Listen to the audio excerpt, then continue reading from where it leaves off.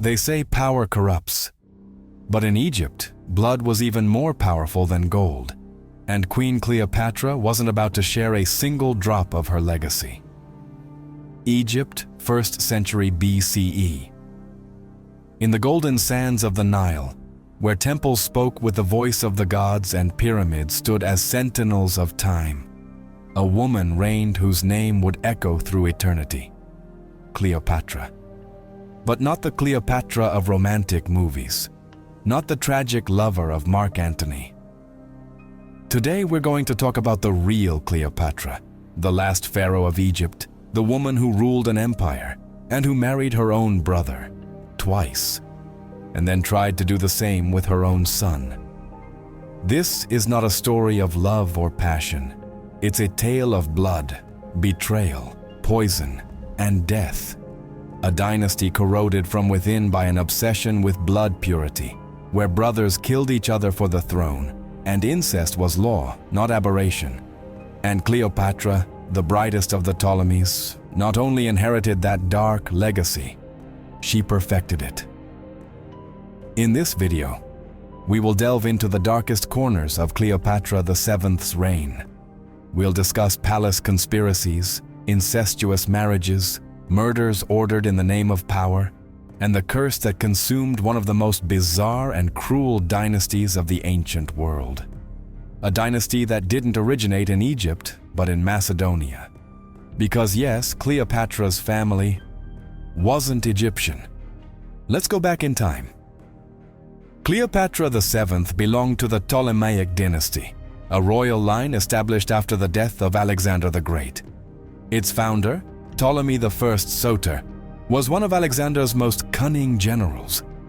When the great conqueror died in 323 BCE, his vast empire crumbled, and each general took a piece. Ptolemy got Egypt. Thus began one of the most peculiar royal houses in history. Greeks ruling Egyptians, without mixing with them, speaking Greek instead of Egyptian, and staying pure through incest. Cleopatra was no exception. She was the final product of centuries of inbreeding. Most of her ancestors had married their own sisters. Some even married their daughters. The Ptolemaic family tree was a vicious circle, a genetic labyrinth with no exit. And the last queen, the most famous of all, didn't just accept these customs. She used them as a political tool with chilling coldness. Born in 69 BCE, Cleopatra was the daughter of Ptolemy XII Auletes, a weak king manipulated by Rome who paid bribes to Roman senators to stay on the throne. From a young age, Cleopatra showed extraordinary intelligence. She learned several languages, including Egyptian, something her predecessors didn't even bother with, and understood the arts of rhetoric, diplomacy, and above all, the power of image. When her father died in 51 BCE, Cleopatra ascended the throne alongside her younger brother, Ptolemy XIII. She was just 18 years old. But here comes the first surprise for those unfamiliar with Ptolemaic rules. To rule, she had to marry him, her brother. It was a dynastic obligation, a bloody tradition that kept the lineage pure. So the wedding was held with all the pomp of pharaonic rituals, but without love, without choice, without humanity. Soon after, the problems began. Power wasn't easily shared. Cleopatra was ambitious and dominant. Her brother was too young to govern. Tensions grew, and soon the queen was expelled from Alexandria. But Cleopatra wasn't someone who gave up. She sought allies, prepared her return, and began a darker chapter in her life. Because on her path back to the throne, Cleopatra committed acts that history has tried to disguise as passion, but which were actually calculated chess moves. She turned Julius Caesar into her lover and political ally. She used him to eliminate her husband brother, and later repeated the formula with another brother, Ptolemy XIV. And as if that weren't enough, she symbolically married her own son, Caesarion, to reinforce her absolute power. But before we discuss these crimes disguised as alliances, Let's understand how the Egyptian throne became so contaminated by blood and betrayal. Because Cleopatra's story can't be understood without seeing the stage that led her to power. A torn Egypt, a watchful Rome, and a dynasty on its last legs. And that's exactly where we'll dive next, into the historical and political events that placed Cleopatra on the Egyptian throne, and at the edge of the abyss. Cleopatra's rise to the Egyptian throne was not a glorious coronation or a peaceful inheritance. From the start, it was a political drama marked by internal conspiracies, external threats, and the constant shadow of Rome. To understand how an 18-year-old girl became pharaoh of one of the oldest kingdoms on earth, we must look beyond her charm and charisma. We must look at the decay of the Egyptian throne, the opportunism of Rome, and a dynasty on the brink of collapse. Her father, Ptolemy XII Auletes, was a weak and despised ruler. His nickname, the Flautist, came from his love for music, but also served to mock his lack of leadership. During his reign, Egypt became practically a puppet state of Rome.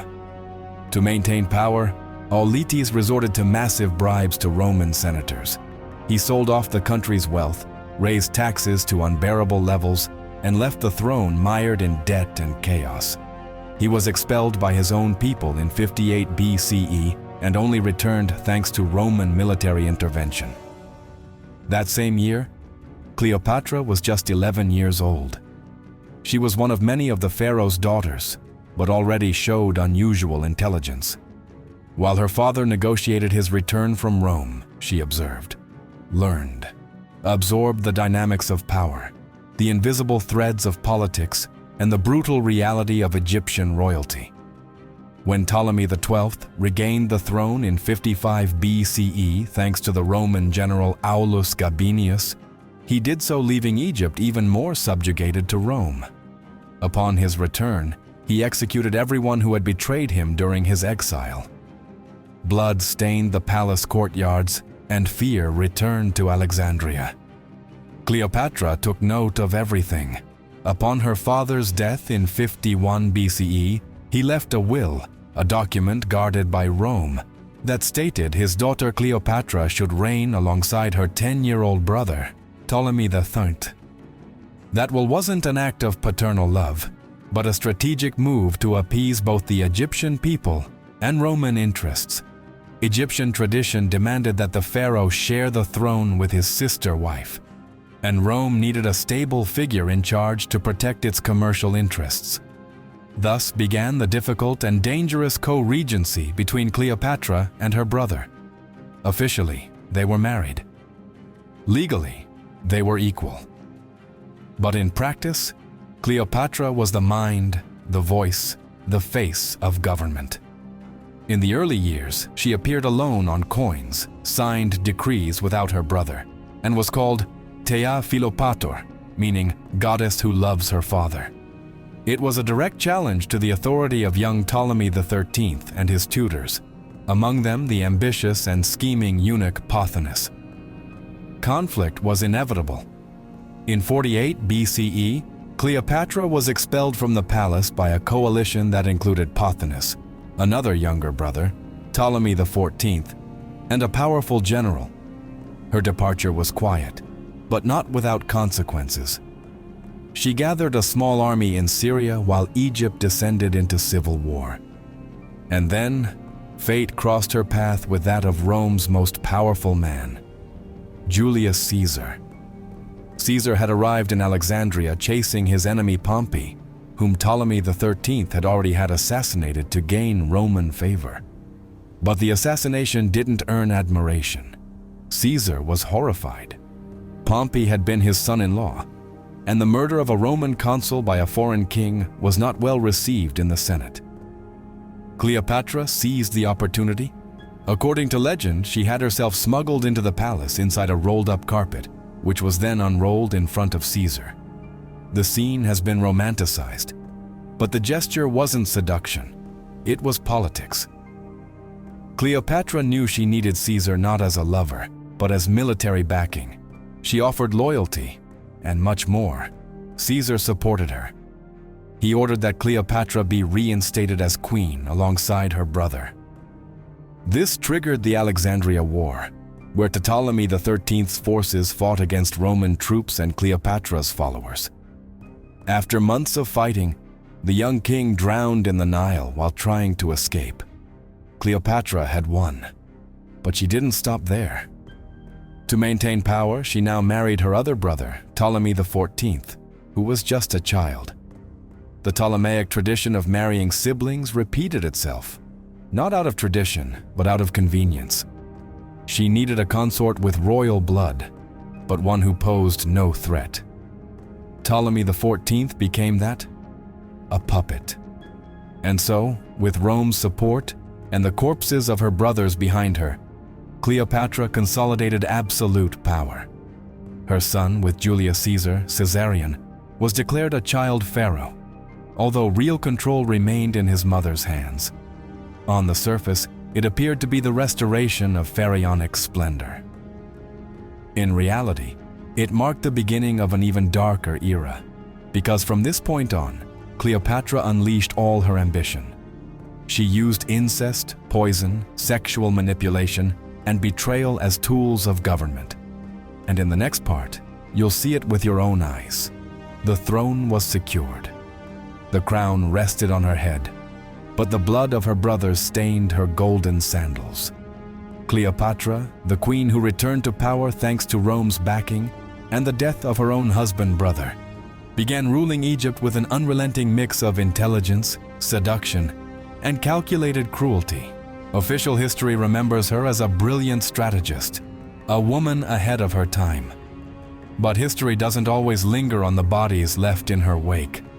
Because Cleopatra's reign was not only a struggle for survival, it was a personal crusade to crush anyone who could challenge her power, no matter their relation, age, or blood. The first brutal act was disguised as tradition. After Ptolemy XIII's death, Cleopatra married her younger brother, Ptolemy XIV, who was just 12 years old. A child, a nominal king who never had a voice or vote. Cleopatra kept him under constant surveillance, relegated to ceremonial roles. But she knew that as long as he lived, Rome would see him as a legitimate heir to the throne. And that was a risk. The queen then made a cold and lethal decision: to poison him. There are no official records of the murder, but ancient sources are clear. Ptolemy XIV died in 44 BCE at the age of 15, suddenly, after a visit to his sister's court. There was no ceremony, no prolonged mourning. Instead, Cleopatra proclaimed her son, Caesarion, as the new co-ruler. He was just 4 years old, and in the queen's eyes, he was the perfect heir, half Egyptian, half Roman, the son of Julius Caesar, a symbol of power and a threat to Rome. Meanwhile, Cleopatra played an even more dangerous game. After Caesar's death, Rome fractured between his supporters and his assassins. And instead of retreating, Cleopatra once again wielded the weapon she mastered best: seduction. That is how she met Mark Antony, a powerful general, partial heir to Caesar's legacy, and, like Caesar, vulnerable to her charms. The relationship between Cleopatra and Mark Antony has been romanticized for centuries, but beneath the veil of romance lay a deadly alliance. Together, they formed a political military bloc that defied Rome. Cleopatra offered not just her love, she offered her armies, her gold, and her influence across the Mediterranean. In return, she gained a new ally and new enemies. During this period, Cleopatra committed one of the most controversial acts of her life. She sanctified her relationship with Mark Antony through a series of imperial proclamations. In 34 BCE, during a lavish ceremony known as the Donations of Alexandria, Mark Antony granted Cleopatra and her children vast Roman territories: Cyprus, Syria, Cilicia, and Libya. Caesarion was proclaimed King of Kings, and Cleopatra herself, the Queen of Kings. Her children with Mark Antony, Alexander Helios, Cleopatra Selene, and Ptolemy Philadelphus were given imaginary kingdoms yet to be conquered. It was an open challenge to Rome. It was an act of imperial arrogance, but it was also a deadly trap. By proclaiming Caesarion as the legitimate heir of Julius Caesar, Cleopatra directly threatened Octavian, the adopted son and political heir of the Roman dictator. Rome could not allow the biological son of Caesar, raised in Egypt and under foreign influence, to claim succession. To Rome, it was treason. To Octavian, it was war. At the same time, Cleopatra eliminated internal threats. According to various accounts, she ordered the execution of political rivals within her court, bribed potential enemies, and kept her own subjects under strict surveillance. Treason was punished by death, disloyalty by torture. She ruled with an iron fist wrapped in silk, and the darkest crime was still to come. When Rome declared war on Egypt, Mark Antony and Cleopatra fought together in the famous Battle of Actium in 31 BCE. The defeat was devastating. Their fleet was crushed, their armies demoralized. Desperate, Mark Antony fell into a spiral of paranoia. Cleopatra faked her own death to manipulate him, and when he believed the lie, he committed suicide by stabbing himself with his sword. What Cleopatra did afterward has been told with tragic beauty. That she ended her life with the bite of an asp, in a noble act of romantic sacrifice. But before her death, she committed one of the coldest crimes of her reign. She ordered the execution of several high-ranking Egyptian officials who might betray Caesarion, including one of her former trusted advisors. She knew that if she died, she had to leave the path clear for her son. But she also knew that the greatest obstacle was Rome. And that is where our story leads. Because what Octavian did after conquering Egypt was brutal. He captured Caesarion, and Cleopatra, seeing herself cornered, knew she had lost. Rome would never allow the son of Caesar to live and challenge Octavian's power. The boy was executed by direct order of the future emperor, and with his death, the Ptolemaic dynasty officially came to an end. Cleopatra was not just the last pharaoh, she was the final stone in a pyramid built with treachery, incest, blood, and ambition. But this is only the beginning of the end. History often remembers Cleopatra as a seductive figure, a tragic icon who died for love.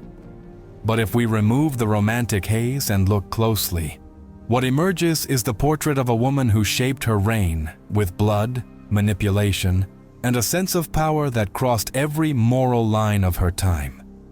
And it is here that her legend darkens even further. After her defeat at the Battle of Actium, Cleopatra did not surrender immediately. She wasn't the kind to fall without exploring every corner of the board.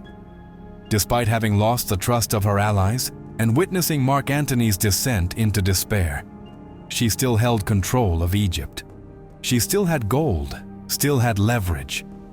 So she tried to use her final weapon: corrupt diplomacy. She sent secret messages to Octavian, the political heir of Caesar, the very man she had publicly challenged by declaring Caesarion the true son of the dictator. Cleopatra offered him riches, alliances, and even her throne if he spared her children's lives. Octavian, cunning and calculating, pretended interest. He kept the conversations open, allowed her to maintain the facade of being a queen, while marching inexorably toward Alexandria. Seeing no way out, the queen turned her gaze back to the ancient temples.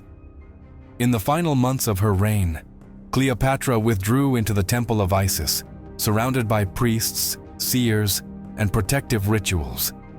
She ordered animal sacrifices, and, according to some apocryphal accounts, even human ones, in search of divine favor. Her obsession with immortality led her to perform dark rituals, blending Egyptian magic with hermetic practices. She wanted to transcend the body, to become a legend, yes, but also to become a living goddess. During that period, she ordered the burning of secret state documents, diplomatic records, letters addressed to Rome, and files on conspiracies. She would leave no evidence that could tarnish her legacy or be used against her by the Romans. Many servants, scribes, and guards disappeared during those days. The palace catacombs filled with silent corpses. Her next move was even more terrible. She decided that her young children could not fall alive into Roman hands. Official history says that Octavian captured Cleopatra's children with Mark Antony and took them to Rome to display as trophies. But before that, the queen had them hidden in the desert, placed in the care of loyal priests. Those who refused to obey or hesitated were executed. Darker versions claim that Cleopatra had plans to kill them herself if she sensed Octavian drawing too close. She had lived through the deaths of her brothers, had ordered one of them killed, and knew that the only way to prevent the enemy from using them as pawns was to erase their existence entirely.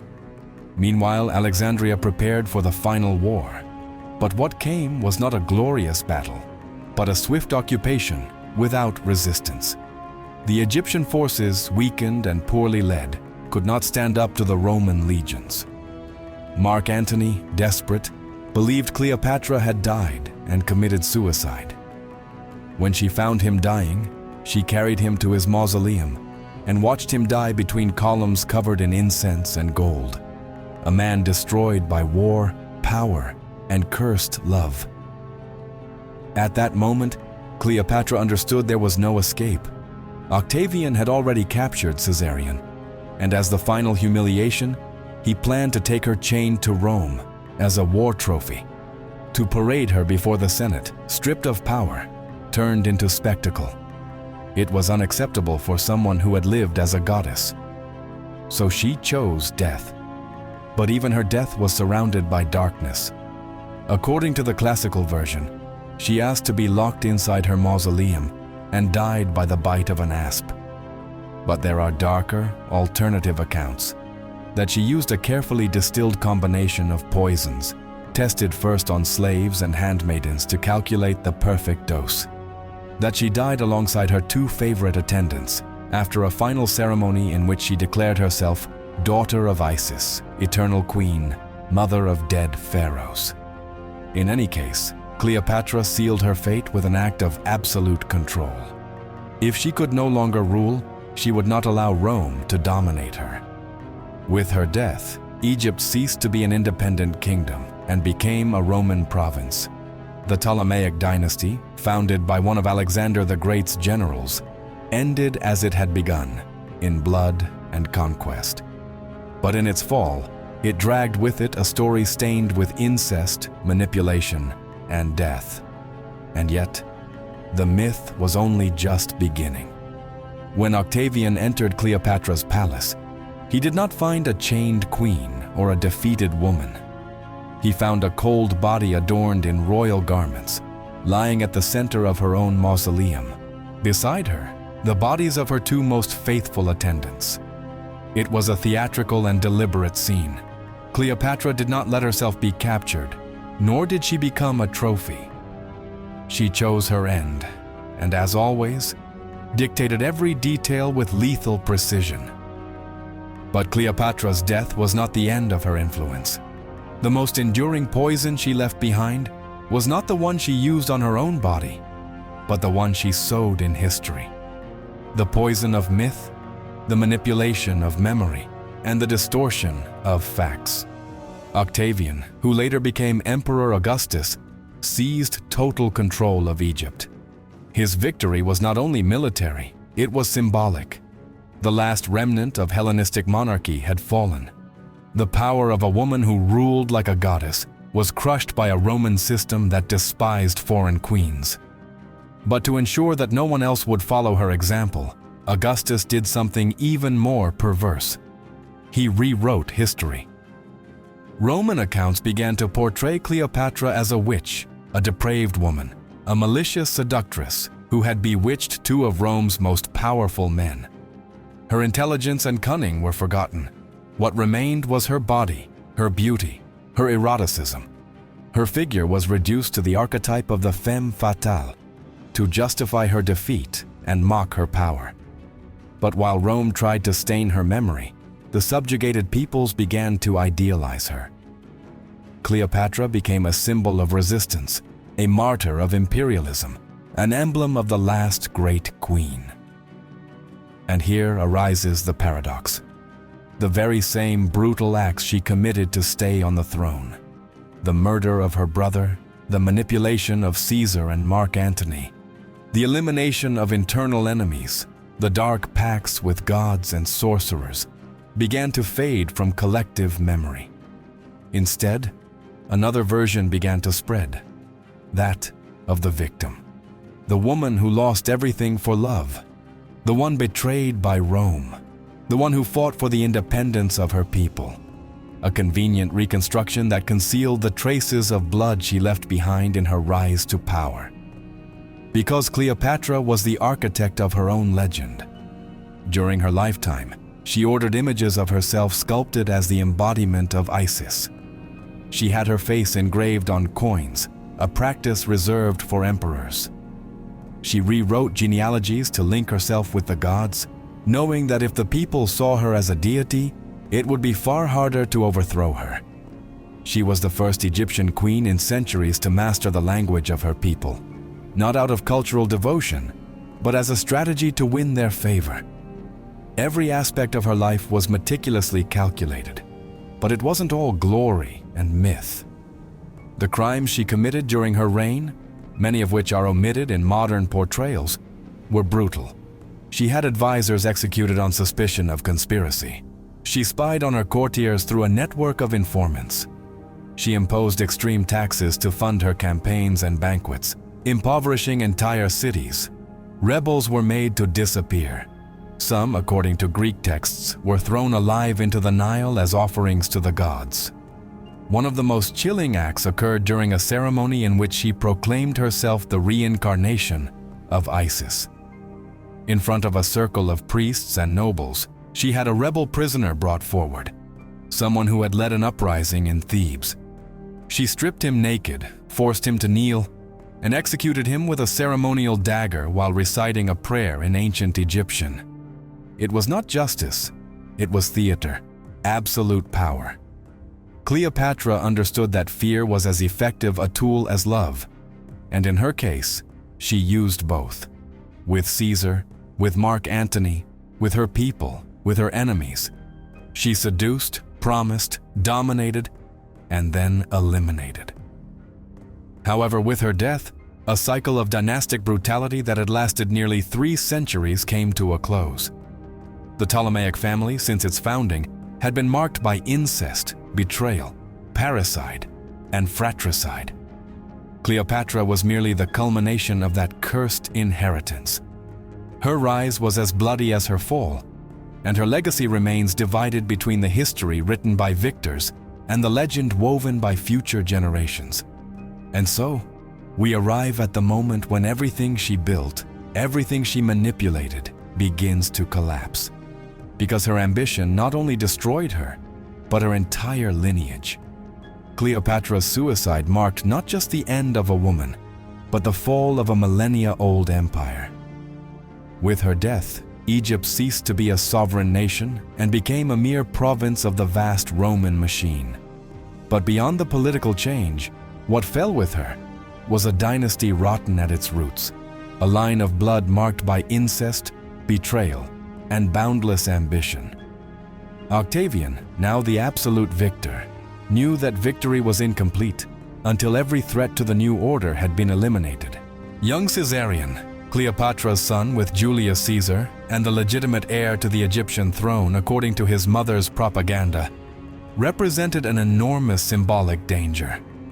He was the last thread connecting Egypt to a possibility of resistance, and worse still, the only rival who could claim direct ties to the bloodline of Caesar. Shortly after entering Alexandria, Octavian gave the order. Caesarion was captured and executed. He was just 17 years old. The chronicles tell us that before dying, he uttered a desperate phrase, "I am nothing but a boy." But that did not stop the blade. Rome had no place for the children of cursed queens. The rest of Cleopatra's children, with Mark Antony, Alexander Helios, Cleopatra Selene, and Ptolemy Philadelphus, were taken to Rome as human trophies. They were paraded in chains during Octavian's triumphal procession between soldiers and banners, while the Roman people watched with morbid fascination. They passed from being princes of the Nile to spectacles in a display of power. The children were later handed over to Octavian's sister, Octavia, the ex-wife of Mark Antony. Ironically, they were raised by the very woman their mother had once humiliated. Cleopatra Selene, the daughter, is the only one whose fate can be traced with clarity. She married King Juba II of Mauritania and ruled alongside him, trying to keep alive a faint echo of the lost splendor. But her brothers disappeared from historical records. Some believe they died young. Others think they were quietly assassinated for political reasons. What is certain is that they never returned to Egypt. The Ptolemaic lineage was uprooted entirely. The city of Alexandria, the cultural heart of the Hellenistic world, was looted with surgical precision. The treasures of the royal palace were sent to Rome. Libraries, temples, and monuments were either appropriated, transformed, or simply destroyed.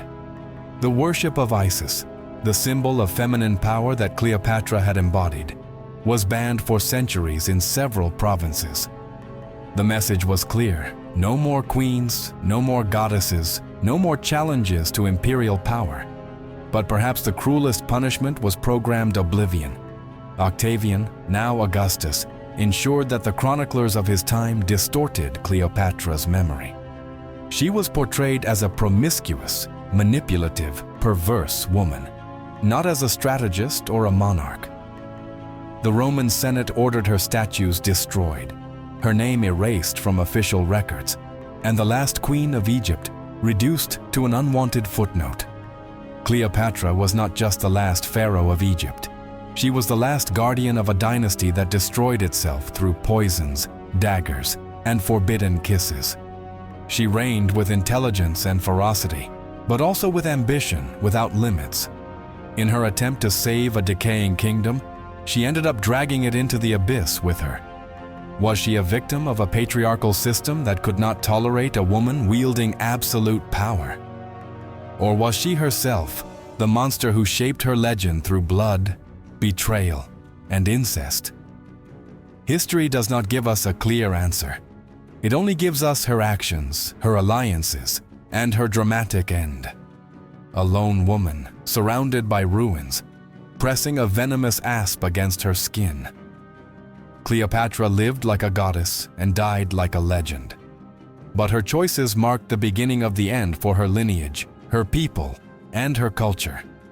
The crime of loving power too much, of wanting to play chess with empires, betting not just her throne, but the lives of her children. Today, centuries later, we remain obsessed with her figure. Movies, novels, documentaries, all try to decipher the cursed queen of the Nile. But perhaps her greatest crime was this: defying history itself and forcing us to look at her again and again, searching for answers that will never come. And you, after everything you've heard, do you think Cleopatra was a heroine or a villain? Leave your thoughts in the comments.